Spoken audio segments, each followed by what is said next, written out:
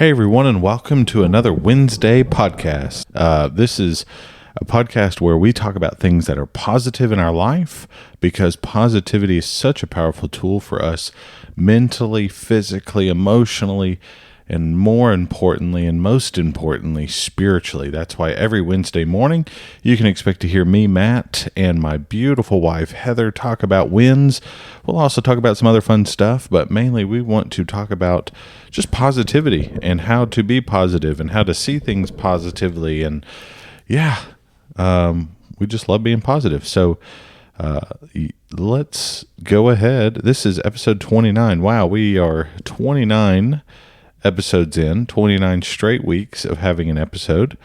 Lord willing, we will make it 30 weeks next week, but we're still figuring this thing out. We are trying to figure out how to not podcast at Tuesday night, but we have not figured that out yet. So, yeah. Now that I do things on a schedule, I feel like I'm busier than I ever was before. It just means you're doing more than you ever were before. And you forgot to do a lot of things when you weren't on a schedule. But yeah, we're excited for another episode. Do you have any wins? No wins. Okay. I do too. I have no wins either. Goodbye, everybody. Just kidding. We had a ladies' day this weekend. Okay, tell us all about this ladies' day. So, what is a ladies' day? Okay, so a ladies' day is a Saturday where all women from like multiple congregations will get together, and there's either one speaker or multiple speakers, and there's like topics or text given, and they'll speak on them, and then you get like goodie bags sometimes. Then you have like door prizes, and you eat really good food, typically really good food, and you just hang out and have fun with women, and it is literally the most fun. So this was awesome, and our meal was done by a professional chef, and she made polenta with roast beef topped with for everybody sausage out there who is not fancy, what is polenta? It's like it's kind of like a cross between it's like a grit cake, grits and cream of wheat. Yeah, but you can cut it into like squares.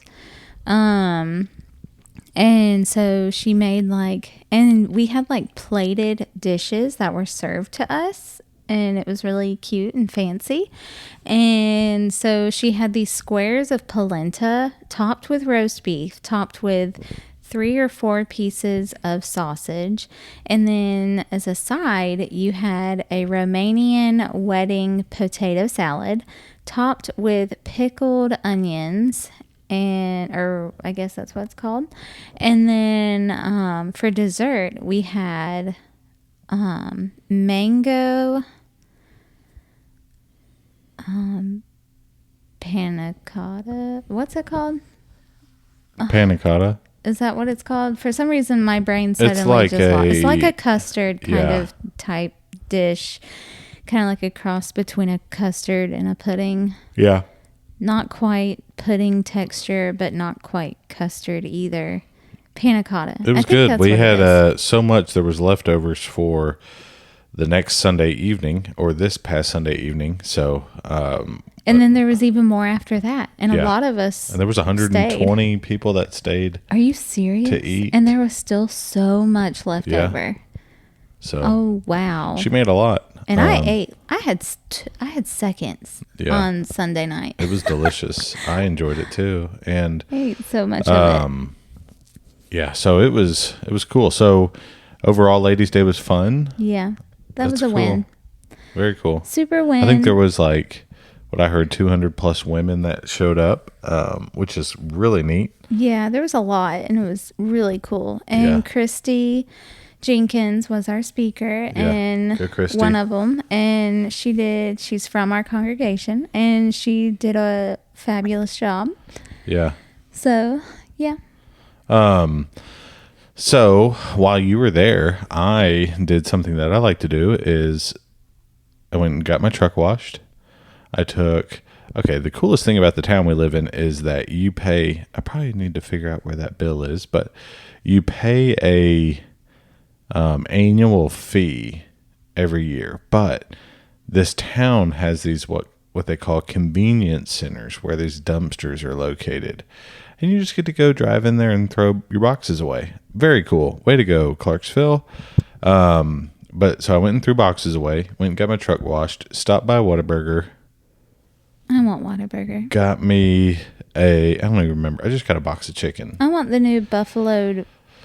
I didn't do that. Sauced wing things. Did I get their buffalo sauce? No. I asked to get their peppered ranch. No, or their pepper sauce. But they didn't give me the pepper sauce. They gave me honey mustard.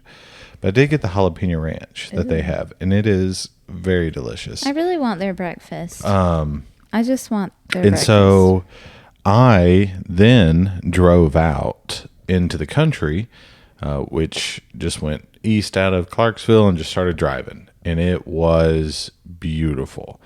So the terrain kind of around this area is rolling hills with farmland, soybeans, corn, and a new type of farming I've never seen before, tobacco farming, which is really cool to see. But yeah, it was awesome. It was beautiful. And I drove and turned around and came back and hung out and made a duck call and broke a duck call. And so, yeah, an update on my duck calls. I have broken 2 since last week. So, I am 2 for 2. I've got 2 completed and 2 broken. Yeah. So, but they are really pretty. Yeah, it was fun. I have made them, and one of them sounds really good. Another one is not so much, but it's okay.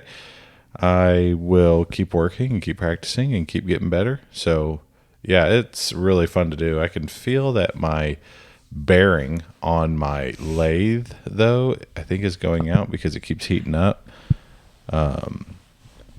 So that may be something that happens soon where I have to get... I don't even know if there's a way to grease it or not. I'm going to have to research this. Yeah, probably a good idea. Any other wins? We got to eat again on Sunday. Yeah. I don't know anymore. School is... We have good days and bad days, but we celebrate on the good days. Yeah. So today was a good day. We got through it and then went and hung out at the church building. Yeah. So that was fun. So yeah, that's something trending in my life right now. I guess you can do something trending in your life too. I already know what yours is. But know that I have a trend to ask about. Something that's trending in your life. I know what it is. You mean tell you yours? What do you think is trending in my life? Take a guess. Work hours? Walking. Office? Oh. Yes. I have office hours. I get to work now in a building with people that are alive. And not just interesting sounds that you're like, did somebody come in? Yeah. That sounded kind of weird. I've never worked at a funeral home, so I do know somebody that works at a funeral home, and he's like, I never have to hear like back talk from my people that are working at the same. So, no, let me. When we worked in Alabama, I worked in a church building and it was quiet all day, and it was just like you would hear something, and you'd be like, "What was that? Did somebody just come into this building? Am I about to have this door fly open and me have to run away?" So now I work in a large church building with other ministers and office staff, and there's a child care center that's going, and then there's a school that's right next door. So there's people all the time.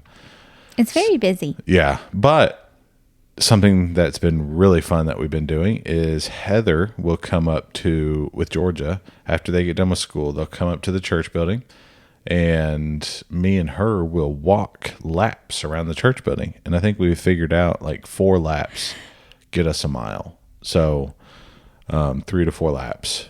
So yeah, it's been hot though, but we've been making it. This morning, don't tell our kids, but this morning we actually got up and went walking before they woke up. So yeah, it was really cool. And you could smell all the tobacco haze smoke and everything, and it was pretty cool because another cool thing, they cure tobacco right now in the state of Tennessee and wherever tobacco farmers are. But so yeah, there's a lot of smoke in the air from the tobacco barns curing stuff. But yeah, another win for me. I just had a win on the top of my head. Survived another week of preaching and started back. Oh, what's trending in my life? Sorry, that happens a lot. I'm like a squirrel. So trending in my life was walking. Trending in your life is what we call new emos. What is a new emo, Heather?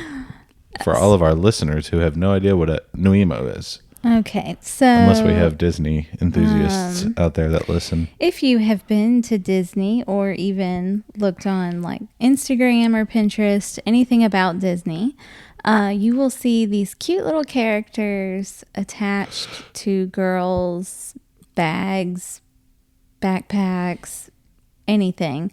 And they're just these little character plushies that just attach to your bag, and they stand up on their own, and you can change their outfits, and adults love them, and so do kids, but I see more adults with them than kids.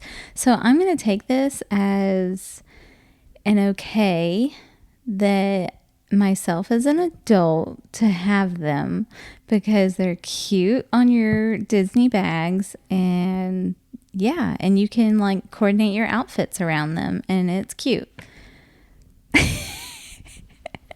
So I'm considering this, and I've only ever seen adults with them, so I'm considering it a totally okay thing for me as an adult to have them, and I'm obsessed with them because they're so cute. But another trending thing that I can't seem to wrap my head around, and I don't understand it. What is demure? Oh, my lands. I've seen this too. What is that? What is demure? That is so demure. I don't even know how to say it. I'm not. But they're saying that it's something else. Oh, yeah. It's like quiet and polite. Usually used to describe a woman or girl. I always get scared. Oh, they'll say very demure, very mindful. Yes. Is what people say. And I'm like, affectedly modest, reserved, or serious. Hey, I could get behind that trend if they're really trying to talk about people dressing more modestly. That's cool. I don't know. Heather's really deep diving into it now. I'm kind of scared. Do you ever get scared that you bring up a trend that's going on and it could be bad? Yeah. Like kids' words that they say now, because we're not TikTokers, and so it's kind of interesting that they say all these different words now, and we're like, what does that mean? So it can be worrisome, but hope not. All right, now what are you looking at? Oh, another thing I really want to do is I mentioned it to you while you were outside making a duck call today. So I want to make homemade vanilla. That's weird. So it's only... You have to get your own vanilla bean? Yeah, you order it on... You get Madagascar vanilla beans. Yeah. And you can order them on Amazon. They're in these sealed packets. What are they called? Freezer sealed, that thing. Yeah. What's it? Vacuum sealed. Yes, vacuum sealed. And shrink wrapped. Yes. And this girl that I follow that's like super crunchy sourdough and all that, makes her own everything. She sends out an email, and she sent it, and it had in her email today homemade vanilla, and I was like, oh, that sounds fun. Yeah. But the thing that it requires is vodka. And that's why I think I asked you outside, Oh my. That how would be can awkward. I buy vodka without Buying buying vodka. vodka? Yeah. Do they have like remember with that time you were like, Oh, I need wine for this recipe? no, it was cooking, but And you were like, and I'm like, not I'm going to buy not. that. And I had to like reach out to the person who gave me the lasagna recipe to be like, this calls for red wine, and I don't own red wine. And so I was wondering, what else could I sub it for? And she said, red cooking wine, silly. And I was like, I didn't know that was a thing. Yeah. So now I'm trying to figure out if there's like an alternative to vodka Yeah. without being straight rubbing alcohol, I guess. But you just soak. So you put your vanilla beans in a jar, like a seal, like a good closing top jar. Pour your vodka in, seal it, put it in the pantry for 4 months. And you'll go in and shake it every now and then. And then by the time you open it a few months later, she said that the vodka will be completely gone and all you'll smell is the vanilla. Yeah.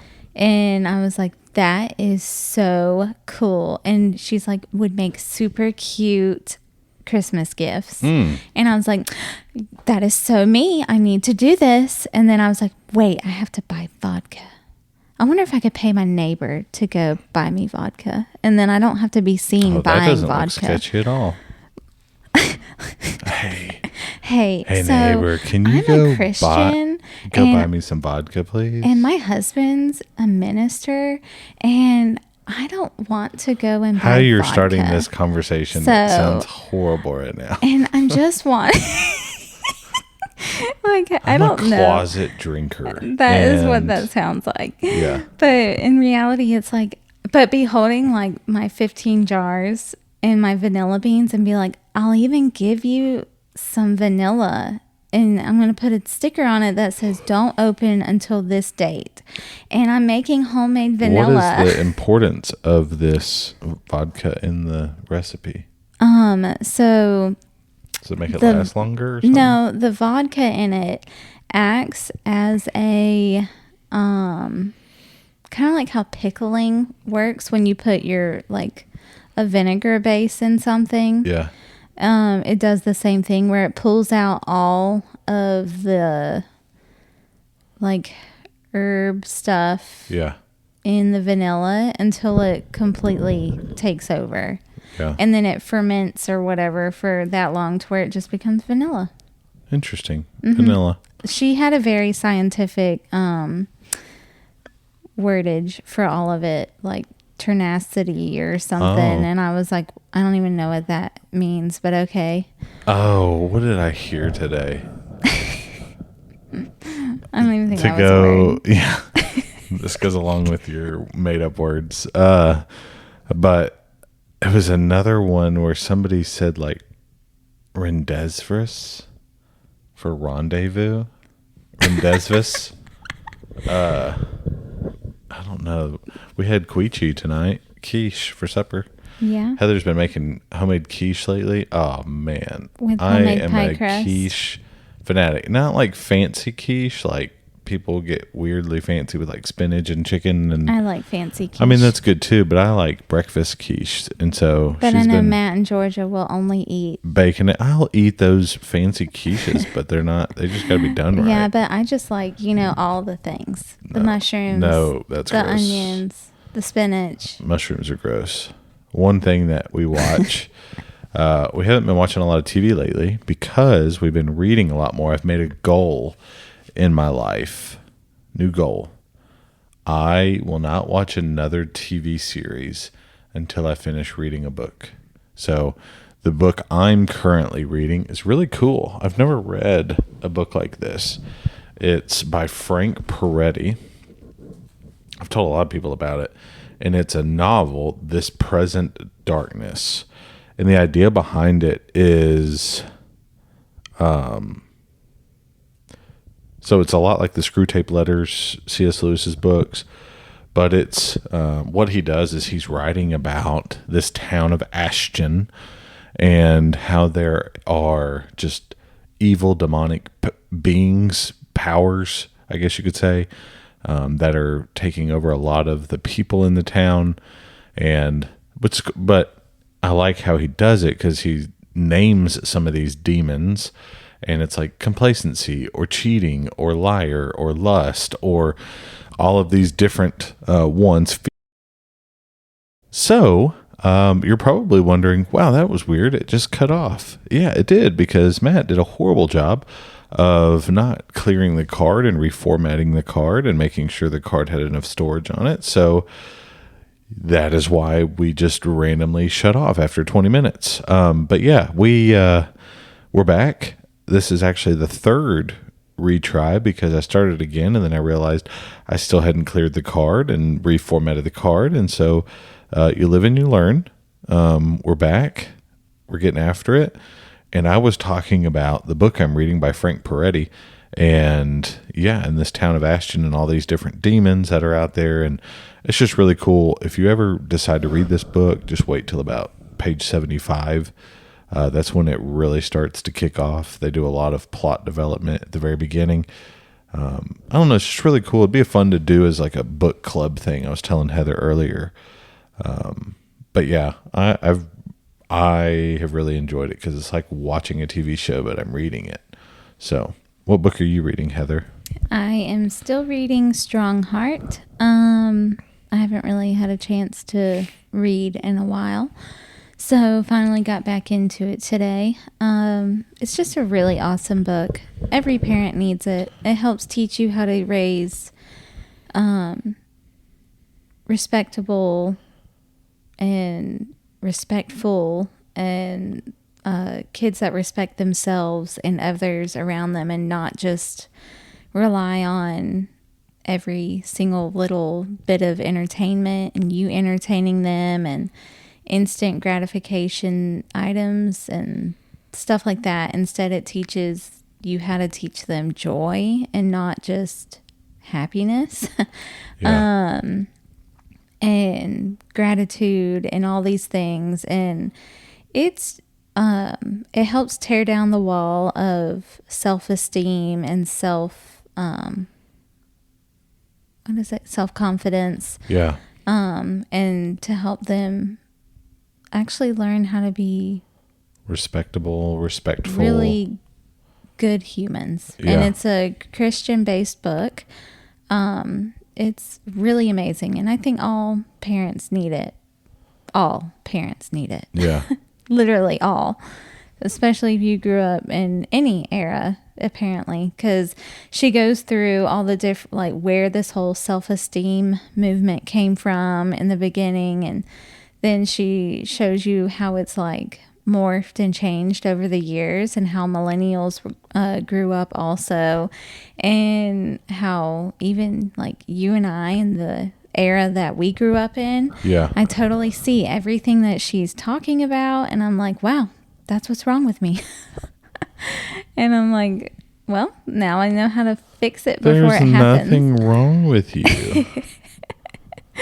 Well, I mean, perfect. like, I don't know. You just have to read it for yourself, and you'll kind of pick up on things like, wow, yeah, I see that and stuff. So, she gives an example of how she's a grandma now. And so she does a public school curriculum called Strong Heart.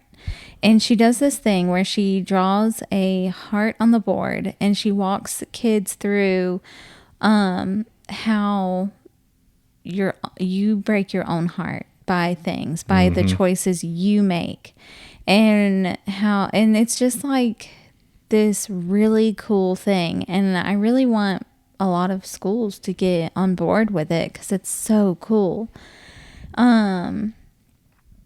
Matt's over here showing me Disney's Riviera Resort while I'm trying to talk about this. But yeah, it's amazing. And I just think all parents need to read it. And then there's another book that I think would be a great book after it, called Entitled, Teaching Kids How to Be Grateful. Oh, my. That book that I read a while back. I Yeah. think that's another great book. But she just goes through and gives you examples of how she took her granddaughters to a grocery store, and every 2 seconds they were wanting something, and she held firm to no, we're not getting anything. And she said, yeah, they kicked and screamed and they were very unhappy, but I was cool as a cucumber, got through the store, got in the car, explained it to them, and then their weekend went by, and then she had to go back to the store, and they went back to the store, didn't ask for a single thing the next time they went. Yeah. And because she got in the car and she explained, she just asked them, like, I don't even remember now, but she asked them just like one simple question, and they were like, oh, yeah. And so they knew like they were making wrong choices, because when does a treat no longer become a treat, but a expected thing? Treats are no longer treats. Instead, they're expected. Yeah. So, yeah. That's cool. We should definitely read that and practice that. I know, because Josie is also like that. Well, no, she just let me had her explain. birthday, and now she got a gift card to Walmart, and so it's like, oh, I'm ready to go to Walmart. And we're like, no, your gift card's ran out, and she's like, I don't think so. So, but she's literally asked once, but hasn't really gotten upset. She does. She's just like, whatever. Okay. And then, but no, now we pass Freddy's whenever we leave the church building going home. And now she thinks that we need Freddy's every day. Yeah. And I'm like, oh man, I missed the turn. Sorry.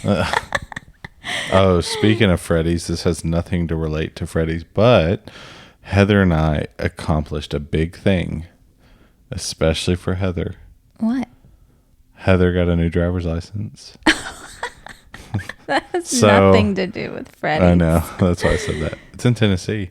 But we have Tennessee driver's licenses finally. Which not finally. Well, I mean, I'm impressed. We both. Ones. That's real. They haven't sent us the actual Heather wants her one real yet. one. She's mad. But we went and survived the DMV. I don't even know if they call those DMVs anymore, but we survived that. That was intense. I also heard that wasn't even a bad one. Like they get way worse. What? Other places. Oh. But it was just packed to the max. And it took us an hour and a half. I just felt so bad for the workers. Yeah, there was this one lady who was her desk was the closest to the door. And she was information. And so, yeah, she got 400 questions. I was like, you probably sleep like a baby at night because of how worn out you are. Because so many people and I feel so bad. I kind of do, but I don't. For the people that go up there and they don't have the right information and they've been standing in line for 2 hours. I feel like and then they get up there and they're like, oh, yeah, we can't take this. It's been the same information needed for forever. Well, thankfully, you and I were smart. We brought the marriage license. We brought social security cards. We brought birth certificates. We brought old licenses. We brought mail. 3 pieces of mail, thankfully, because one of them was empty and they had to take your mail. Well, you had to take the mail out for them, but they had to read that it was your name, a date, and it was something that was worth. So thankfully that worked because there was a lot of people there. They were like, oh yeah, we can't take this. This won't work. Do you have anything else? And it was like, we would have had something else. I'd have car registration that was up to date in Tennessee. So, but it was just like, oh man, I do not want to have to sit through all this again. Yeah. But we got our licenses. We paid. It wasn't that expensive. Our cars are registered in the state. We have insurance in the state. We have we have vehicle insurance, health insurance, dental and vision insurance. We are Tennesseans. Yep. So, and I have some Vols gear. So shout out to one of the ladies at church who is trying to convert me to wearing Tennessee Vols stuff all the time. But yeah, it's beginning to look a lot like fall maybe soon. All right, here's a question for you. I'm gonna have a question at the end of the episode. I'm gonna start a new thing, and that question is gonna be put into our Facebook group. By the way, go to our Facebook group. We're gonna start having a question at the end. So here's a question though. Are you an iced coffee person or are you a hot coffee person? Depends. In the morning at home, I'm a hot coffee person. Okay. If I'm going to get a coffee from somewhere, it's going to be an iced coffee. If you go somewhere, do you ever order just a iced coffee, like a cold brew coffee, and then put your own stuff in it? You know what was really good that one time? Remember that like oat milk shake and espresso? Yeah, they've got new stuff out right now. Well, I want one. That was the one that was like oat milk shaken espresso. It was brown sugar. Yeah, and it was only like, that was when we were dieting. I was pregnant. And I couldn't have anything. But we could have that, and it was only like so many calories, and it wasn't terrible. Yeah. It was a good treat. It was really good. And now all the coffee places have their fall flavors out, and I want to go get some. I think it's so funny. People are like, have you ever seen this where people are like, this is such a rip off, and they'll show like a Starbucks cup. Oh, with the ice. And all the ice, and they're like, look at this. And it's like, duh. Like, it's going to have ice in it if you make it at home. Yeah. If you're making an iced coffee, what's the difference? And it doesn't make sense because it's like they're making a coffee drink. Like, if you get a macchiato, that is espresso. They're not going to give you 14 shots of espresso. That would be wild. And so, yes, they give you 2 shots of espresso and then the amount of milk, and then they fill it with ice. So, yeah, I like hot coffee.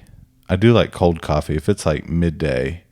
But I've also liked those Alani things that you got us. I'm addicted to Alani. She's only had 2. But no, like 3.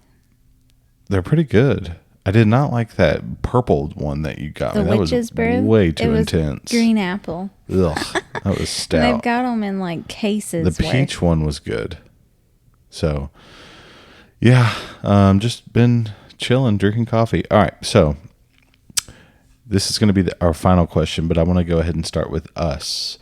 This is what we're going to put into the Facebook group. What is your favorite Bible verse? Favorite Bible verse. Your favorite Bible verse. You have it memorized. You think about it. You dwell on it. You always want to teach on it. What is it?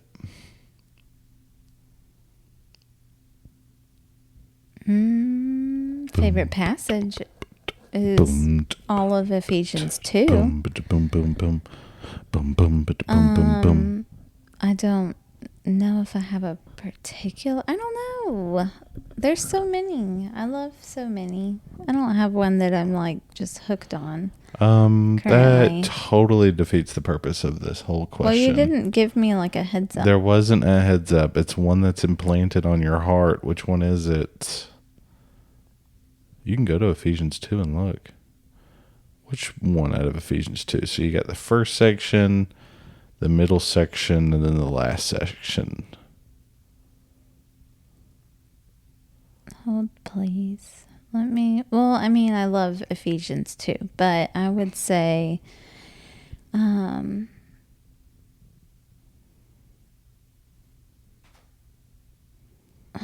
did it go? Let me pull it up. Hold on. Honestly, I think Isaiah 55, 6 and 7. Isaiah 55, 6 and 7. Seek the Lord while he may be found. Yeah. It's the one that I keep on my little Bible marker. Yeah. The little ribbon thing. I've always just kept it there. And it's the one that I always, for some reason, have always come back to that. Huh. Okay, so my favorite Bible verse is drum roll. I was looking up another one, but this is my favorite Bible verse. Hold on 1 second. No. And Psalm 84, 10 and 11. I love those a whole bunch. Wait, what is it? Oh, Proverbs 18:22. Oh. He who finds a wife. No, I'm just kidding. I thought you were going to do He who finds a wife finds a good thing. Finds favor I thought with you the were Lord. going to do your he who faints in the day of Yes, it adversity. is. You're the best. His Proverbs strength is- 24:10. That is actually my favorite Bible verse. I knew it. See, I know your favorite Bible verse, but I Amen. don't know my own. Proverbs 24:10. If you faint in the day of adversity, your strength is small. Man, that is I've always lived by that verse. I always make sure my strength is not relying upon myself. It's relying upon God and Jesus. And yeah, that is, whew, you start pairing those with other verses that carry that same idea, like Philippians 4:13, to learn to be content in all things is by understanding that Christ can help you through that. Yeah, like favorite verse. If you faint in the day of adversity, your strength is small. Proverbs 24:10. It's a good one. It's a good one. So is Proverbs 18:22. If you find a good wife, you find a good thing. And I have found a good thing because I have found a good wife. Thank you, Lord. So what is your favorite Bible verse? That's what we're going to end this episode with. Feel free to comment in our... I don't care. I have another one. Also... Wait. You can't ask... Save your question for next week. No, okay. I'll put it in my notes. Oh, another Bible verse? No. Oh, another I was question. going to say something to add to it. What? Oh, what's your favorite Bible verse and why? Okay, I added to That it. was Sorry. not what I was going to add to it. And if you were to go to a coffee shop, Dunkin', Starbucks, I don't know, Dutch Brothers. Yeah. What What's are your you go-to ordering? order? Okay. Give me some things to try. Oh, there you go. All right, cool. Well, be positive. Sorry this episode jumped around, but we made it. And oh no. Did I'm it just do it? kidding. No, we're You're good. not It's still funny. recorded. So, all right. I'm going to go read my book now. Y'all be encouraging, be positive, and yeah, comment in the Facebook group. See ya. Bye.